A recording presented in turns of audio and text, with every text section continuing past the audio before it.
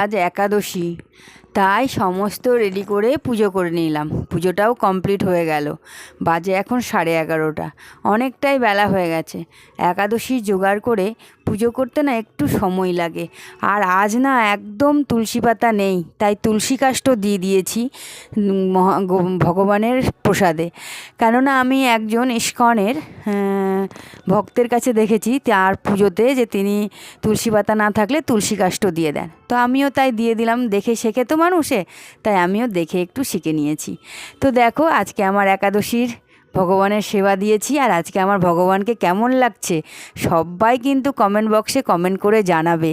দেখো শীতের পোশাক পরিয়ে দিয়েছি, কিন্তু ঠান্ডা তো পড়ে গেছে না, আমার ভগবান আমার গোপাল শীতের পোশাক পরে নিয়েছে। তো চলো বন্ধুরা, আজকে একাদশীর ভগবানের সেবা দেখালাম। প্রসাদ দেখো, প্রসাদগুলো দেখলে প্রসাদ দর্শনে অনেক দুর্ভোগ কাটে। তো চলো।